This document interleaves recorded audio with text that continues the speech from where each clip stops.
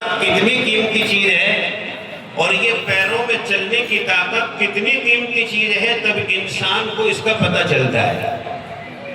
اور جس آدمی کے پاس میں ہاتھ نہیں ہے اس سے پوچھو ہاتھوں کی قیمت، اور جس آدمی کے پاس میں آنکھوں کی روشنی نہیں ہے اس سے پوچھو آنکھوں کی روشنی کی قیمت، اور جس آدمی کے پاس میں پیر نہیں ہے اس سے پوچھو کہ پیر کی کیا قیمت ہے۔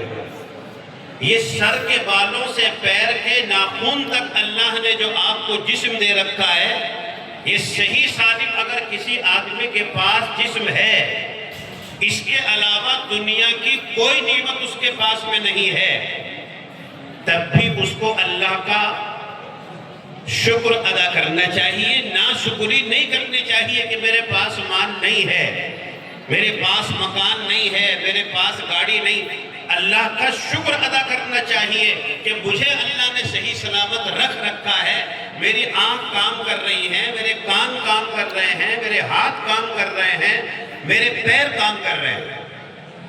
اللہ کا شکر ادا کرنا چاہیے۔ تو اللہ تبارک و تعالی قرآن کریم میں کہتے ہیں کہ اگر تم اللہ کی نعمتوں کو شمار کرتے رہو تم آخری دم تک شمار کرتے رہو گے، لیکن میری نعمتوں کو تم گن نہیں سکتے۔ اتنی نعمتیں میری انسان کے پاس ہیں، انسان کے ساتھ ہیں، اس دنیا میں انسان کے لیے ہے۔ اس لیے انسان کو سمجھنا چاہیے اور اللہ کا شکر ادا کرتے رہنا چاہیے۔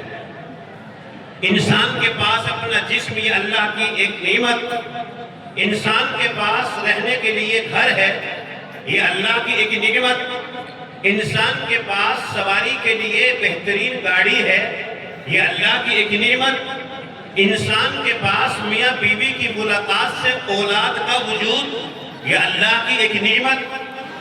اتنی نعمتیں ہیں کہ جس کا کوئی شمار نہیں ہے۔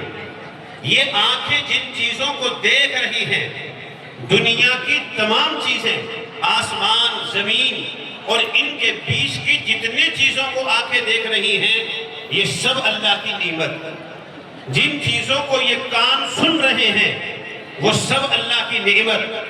جن چیزوں کو آپ ان ہاتھوں سے پکڑ رہے ہیں وہ سب اللہ کی نعمت ہے۔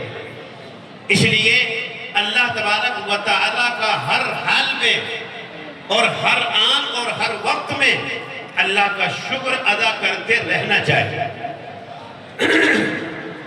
اللہ تبارک و تعالیٰ نے اس انسان کو اس دنیا میں بھیجا ہے اور یہ انسان اپنے اپنے میدان میں اپنے اپنے طریقے سے محنت کر رہا ہے۔ کوئی آدمی کاشتکار ہے، اپنی کھیتی پر محنت کر رہا ہے۔ کوئی آدمی سیاسی ہے، سیاست کے میدان میں کام کر رہا ہے۔ کوئی آدمی کھلاڑی ہے، کھیل کے میدان میں محنت کر رہا ہے۔ کوئی آدمی معمار ہے، مستری ہے، وہ اس میدان میں کام کر رہا ہے۔ کوئی آدمی مزدور ہے، وہ اس میدان میں کام کر رہا ہے۔ کوئی آدمی علمی ہے اور عالم ہے، وہ علم کے میدان میں کام کر رہا ہے۔ اور اللہ کا یہ ضابطہ اور اصول ہے کہ اللہ کا جو بندہ جس میدان میں کام کرتا ہے، اللہ تعالیٰ اسی میدان میں اس انسان کو کامیابی سے ہمکنار کرتا ہے۔ جس میدان میں یہ محنت کر لے، کسی بھی میدان میں یہ محنت کر لے، اللہ تعالیٰ اس کی محنت کو رائگاں اور ضائع نہیں کرتا، بلکہ اپنے بندے کی محنت کو کامیاب بناتا ہے۔ ہر انسان نظر مار سکتا ہے کہ میں نے دنیا میں رہ کر اس چیز پر محنت کی تو واقعی اللہ نے مجھے کامیابی دی۔ انسان محنت کرتا ہے اچھا گھر بن جائے، اس کے لیے کوشش کرتا ہے، پیسے اکٹھے کرتا ہے، کماتا ہے۔ ایک وقت آتا ہے کہ بہترین گھر بنا لیتا ہے۔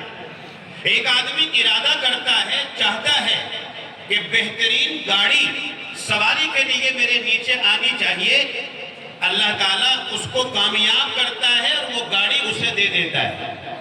کوئی آدمی کھیتی باڑی میں محنت کرے اور وہ چاہے کہ اس انداز پر میری کھیتی ہو اور مجھے ایسا غلہ ملے اور یہ چیز مجھے کھیت کے ذریعے سے حاصل ہو جائے، اس کے لیے محنت کر کے دیکھے، اللہ تعالیٰ اسی میں اس انسان کو کامیاب کرتا ہے۔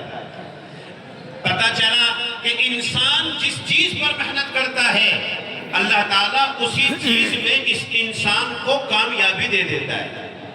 یہ انسان ہے کہ جس چیز پر محنت کر رہا اللہ اسی میں اسے کامیابی دے رہا ہے۔ انسان نے محنت کی لوہے پر، انسان نے محنت کی لکڑی پر۔ آپ دیکھو یہ انسان ہی کی محنت کا نتیجہ ہے۔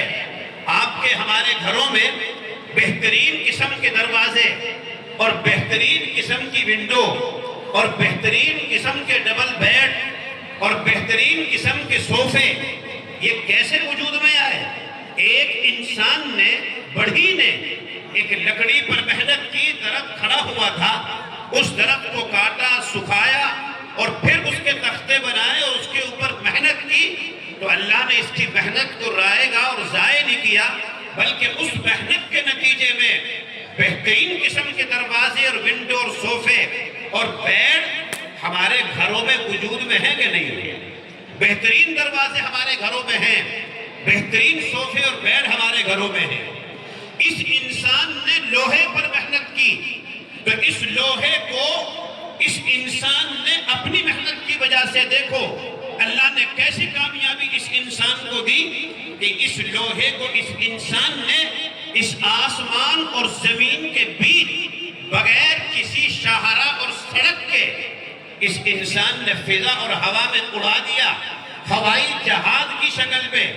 کتنا بڑا ہوائی جہاز ہے، خود اس کا وزن ہے، اس میں بیٹھنے والوں کا وزن ہے اور بیٹھنے والوں کے ساز و سامان کا وزن ہے، اور کوئی سڑک نہیں، کوئی شاہراہ نہیں، کوئی بٹیاں نہیں، کوئی آڑ نہیں، اور وہ آسمان اور زمین کے بیچ خلے میں ذرا سی دیر میں کہاں سے کہاں پہنچ جاتا ہے۔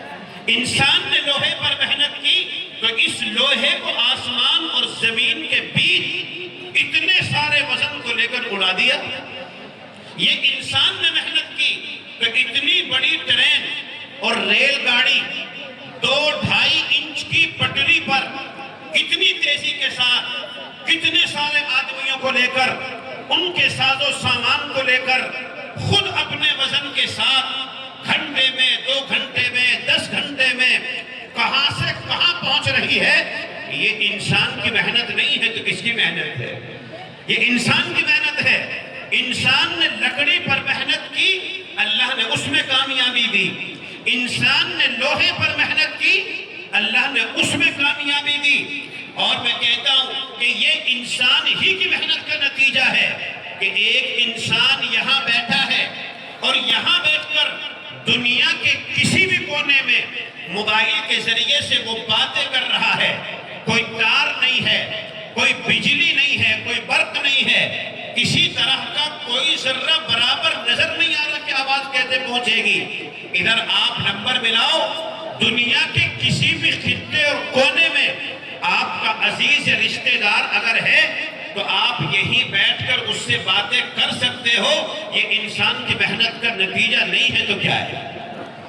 اور آج تو بات ہی نہیں بلکہ آپ اس کی صورت بھی دیکھ سکتے ہو، آپ اس کی جگہ بھی دیکھ سکتے ہو، آپ اس کی گاڑی اور اس کا مکان بھی دیکھ سکتے ہو۔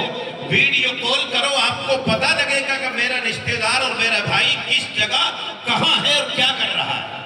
یہ انسان کی محنت کا نتیجہ نہیں ہے تو کیا ہے؟ پتہ چلا کہ انسان جس چیز پر محنت کرتا ہے اللہ تعالیٰ اسی چیز میں اس انسان کو کامیابی سے ہمکنار کرتا ہے۔ لیکن یہ انسان کن چیزوں پر محنت کر رہا ہے؟ دیکھنا یہ ہے کہ ہمیں کس چیز پر محنت کرنی تھی اور کس چیز پر ہم محنت کر رہے ہیں۔ جن چیزوں پر ہم محنت کر رہے ہیں اللہ ہمیں کامیابی دے رہا ہے۔ بہترین گھر بنانے پر محنت کی، اللہ نے بنوا دیے۔ بہترین گاڑی حاصل کرنے پر محنت کی، اللہ نے گاڑی دے دی۔ بہترین لباس پر محنت کی، بہترین لباس مل گیا، بہترین جوتے مل گئے، بہترین موبائل مل گیا۔ تمام کی تمام چیزیں جس چیز کو انسان چاہتا ہے اللہ تعالیٰ اسے عطا کر دیتا ہے۔ جس بھی چیز پر یہ محنت کر رہا ہے اللہ اسے کامیاب کر رہا ہے۔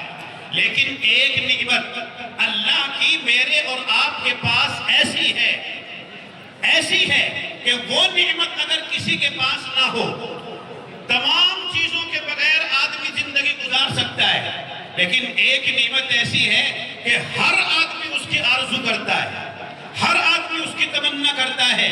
دنیا کا کوئی شادی شدہ جوڑا ایسا نہیں ہے جو اس کی تمنا نہ کرتا ہو، اور وہ کون ہے؟ وہ ہے ہماری اولاد۔ یہ اولاد ایک ایسی چیز ہے کہ آدمی بہترین گاڑی میں بیٹھا ہوا ہے، بہترین بنگلے میں بیٹھا ہوا ہے، بڑے عہدے پر فائز ہے، بڑا مالدار ہے، تمام کی تمام چیزیں اس کے پاس مہیا ہیں، لیکن نکاح ہونے کے بعد میاں اور بیوی کو اللہ نے اولاد سے نوازا نہیں ہے، تو یہ دونوں بہترین گاڑی میں بیٹھ کر بھی اس نعمت کے نہ ہونے کی وجہ سے بے قرار ہے، بہترین بنگلے میں بیٹھ کر بھی بے قرار ہے، بڑے عہدے پر فائز ہو کر بھی بے قرار ہے۔ اس کے باوجود یہ آدمی سکون میں نہیں ہے، گاڑی میں بیٹھا ہوا ہے، بڑے مقام پر بیٹھا ہوا ہے، بڑا مالدار ہے، لیکن اولاد کے نہ ہونے کی وجہ سے یہ آدمی پریشان رہتا ہے کہ اللہ نے سب کچھ دیا لیکن اولاد نہیں۔ اس لیے یہ علماء کے پاس جاتا ہے، ڈاکٹروں کے پاس جاتا ہے، حکیموں کے پاس جاتا ہے، تعویذ گنڈے والوں کے پاس جاتا ہے، اور وہاں جا کر کہتا ہے کہ حضرت اللہ نے تمام چیزوں سے نوازا، ڈاکٹر صاحب تمام چیزیں موجود ہیں، حکیم صاحب تمام چیزیں موجود ہیں، گنڈے تعویذ والوں کے پاس جا کر کہ تمام چیزوں سے اللہ نے نواز دیا، بس ایک چیز سے محروم ہوں کہ اللہ نے اولاد سے نہیں نوازا، دعا کر دو، دوا دے دو، کوئی تعویذ دے دو کہ جس کے ذریعے سے اولاد مجھے حاصل ہو جائے۔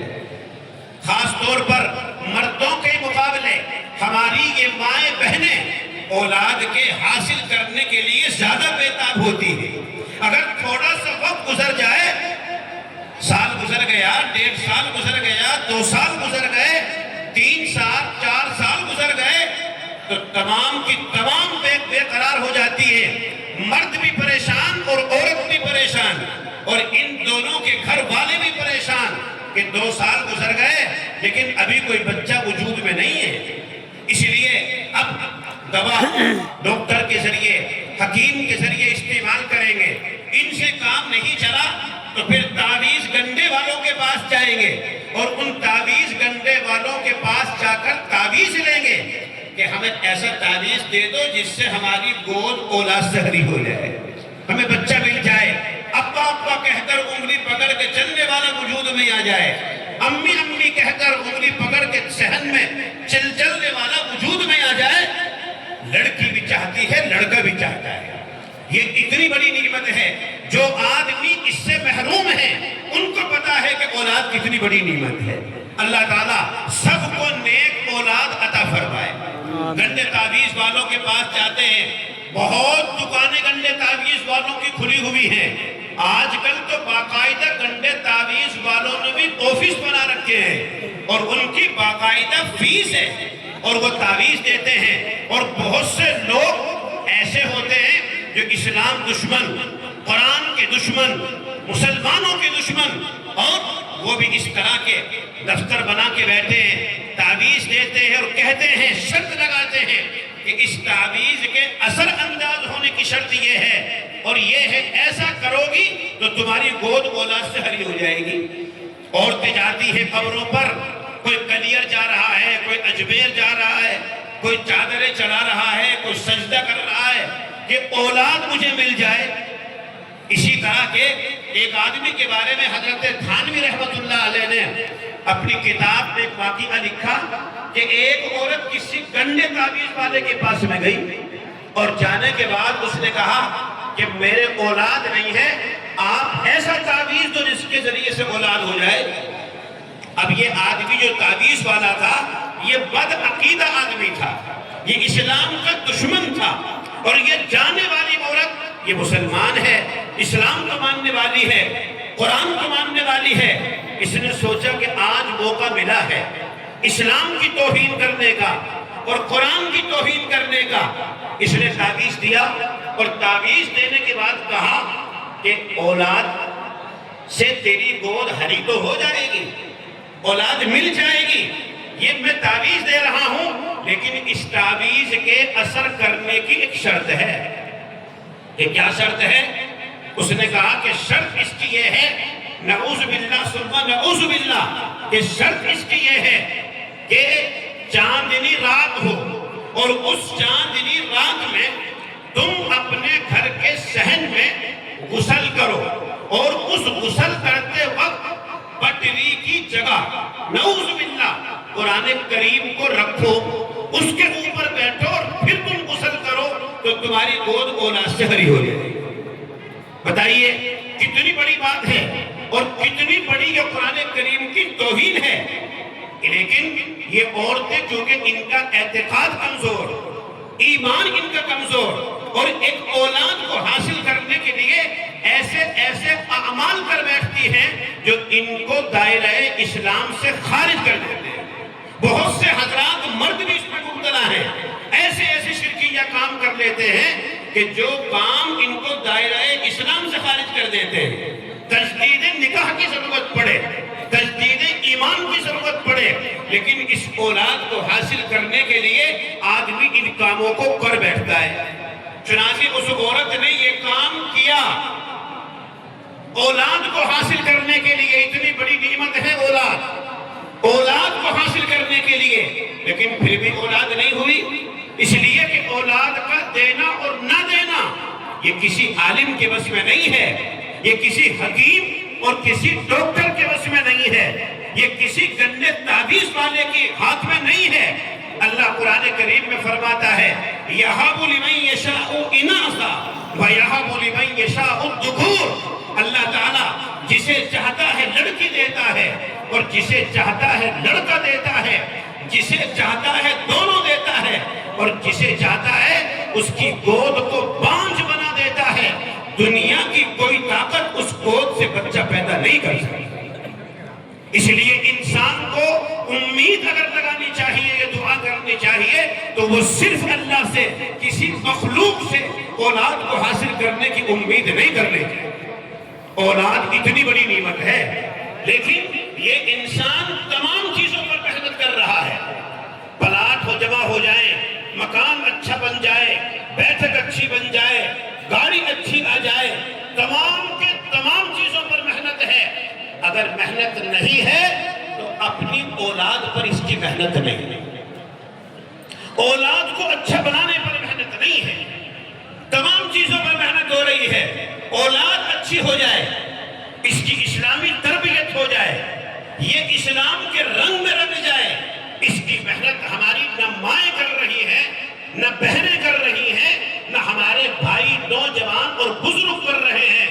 گھر میں تمام چیزوں کے اوپر ناراضگی ہوگی، لیکن نماز کے اوپر، اچھا لباس پہننے کے اوپر، جھوٹ بولنے کے اوپر یا وعدہ خلافی کے اوپر کوئی ناراضگی نہیں ہے۔